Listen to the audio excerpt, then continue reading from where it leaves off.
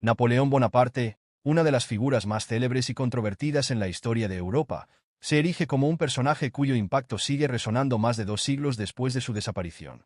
Nació el 15 de agosto de 1769 en la isla de Córcega, apenas un año después de que ésta se convirtiera en parte de Francia. Provenía de una familia noble pero empobrecida, lo que moldearía en él una ambición inquebrantable y un deseo de gloria que lo acompañaría hasta sus últimos días.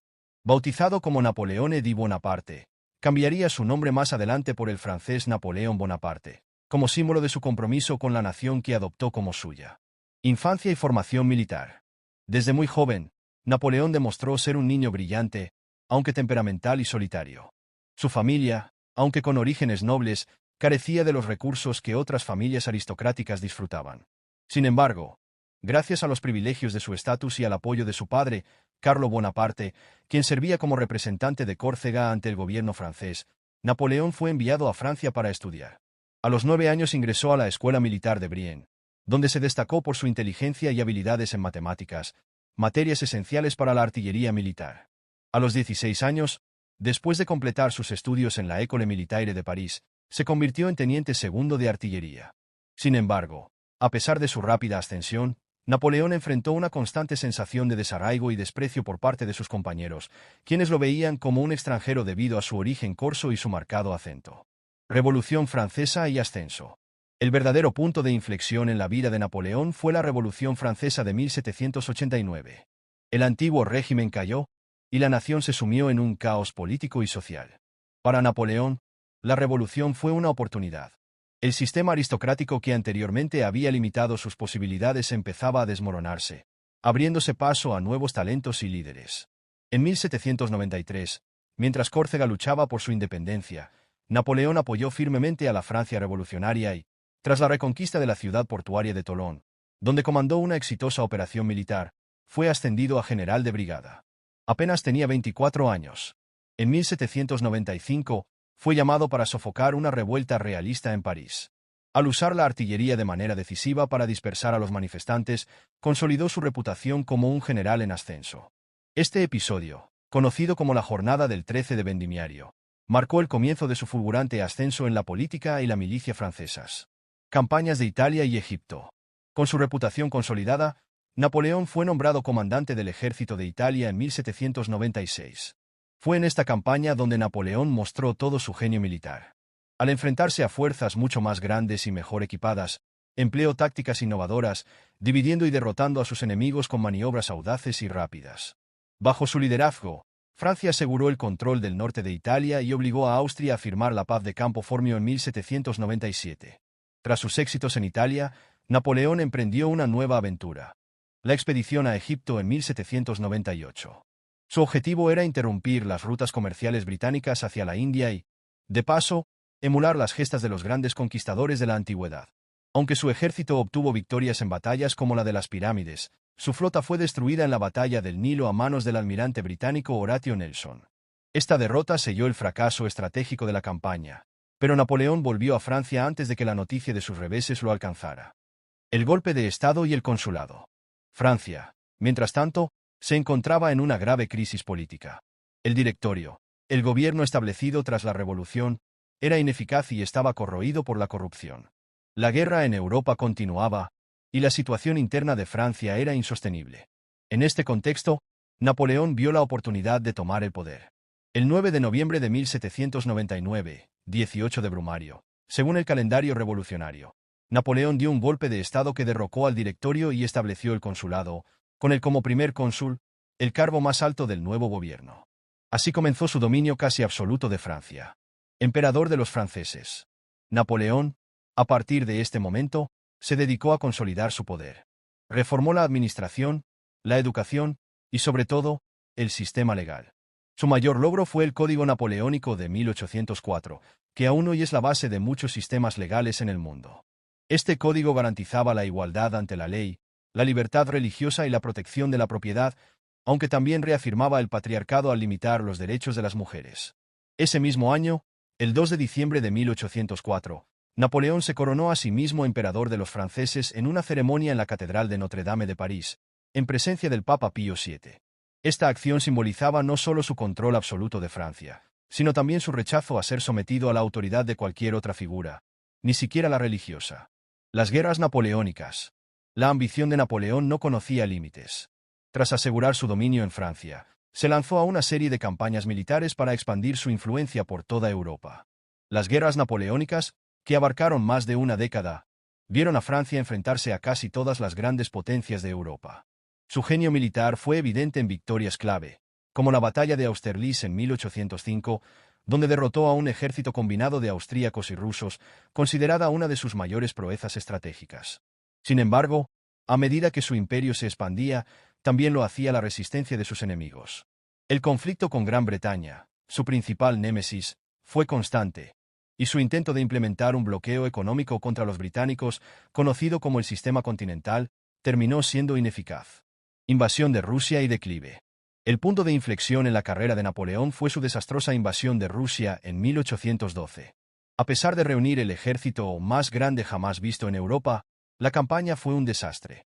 Los rusos adoptaron tácticas de tierra quemada, obligando a los franceses a adentrarse cada vez más en territorio hostil sin suministros. El invierno ruso, sumado a las duras condiciones y los ataques constantes, diezmó al ejército de Napoleón. De los más de 600.000 hombres que cruzaron la frontera, menos de 100.000 regresaron. Este fracaso debilitó gravemente a Napoleón, y sus enemigos aprovecharon la oportunidad para formar una coalición contra él. En 1813, fue derrotado en la batalla de Leipzig, conocida como la Batalla de las Naciones, y para 1814, tras una serie de derrotas, fue forzado a abdicar. Fue exiliado a la isla de Elba, en el Mediterráneo. Los 100 días y Waterloo. Pero Napoleón no estaba dispuesto a aceptar su destino. En 1815, escapó de Elba y regresó a Francia, donde fue recibido como un héroe. Así comenzó el periodo conocido como los 100 días, en los que Napoleón intentó restaurar su imperio. Sin embargo, su suerte ya estaba echada. En la batalla de Waterloo, el 18 de junio de 1815, fue derrotado de manera decisiva por las fuerzas británicas y prusianas, comandadas por el duque de Wellington y el mariscal Blücher. Exilio y muerte. Tras su derrota, Napoleón fue capturado y enviado al exilio en la remota isla de Santa Elena, en el Atlántico Sur, donde vivió sus últimos años bajo estricta vigilancia británica. Allí pasó el tiempo escribiendo memorias y defendiendo sus acciones, aunque también sufrió por su aislamiento y deterioro de salud.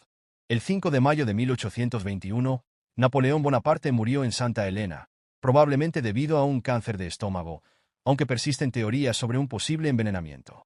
Su cuerpo fue trasladado a Francia en 1840, y hoy descansa en un impresionante mausoleo en Los Inválidos, en París. Legado. Napoleón dejó un legado ambivalente.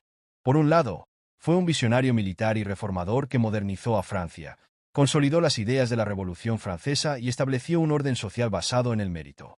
El Código Napoleónico, en particular, tuvo un impacto duradero en los sistemas legales de Europa y América Latina. Por otro lado, su ambición desmedida llevó a Europa a casi 2 décadas de guerra, causando la muerte de millones de personas y una devastación generalizada. Si bien consolidó muchas de las conquistas sociales de la Revolución Francesa, también restableció formas de control autoritario, y su deseo de poder lo empujó a imponer su voluntad por la fuerza en toda Europa. Uno de sus legados más visibles es el Código Napoleónico, que sentó las bases de los sistemas jurídicos contemporáneos, basándose en principios de igualdad ante la ley, laicismo del Estado y derechos de propiedad. Aunque sus reformas promovieron la modernización y centralización del Estado francés, Napoleón no extendió estos beneficios a todos por igual, y en algunos casos, como con el regreso de la esclavitud en las colonias francesas, sus políticas fueron profundamente regresivas. En el ámbito militar, Napoleón es recordado como uno de los estrategas más brillantes de la historia.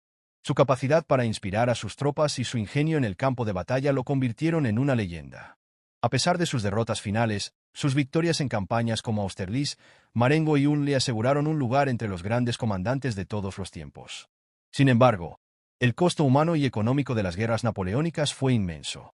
Su búsqueda implacable de poder exacerbó el sufrimiento de millones, tanto entre los soldados como entre los civiles, y muchos de los países europeos tardarían décadas en recuperarse de las secuelas de sus campañas militares. Perspectiva histórica. Para los franceses, Napoleón sigue siendo una figura compleja. En Francia, a menudo se le celebra como un héroe nacional, alguien que llevó la gloria y el poder a su país, que modernizó sus instituciones y aseguró su lugar como una de las grandes potencias europeas.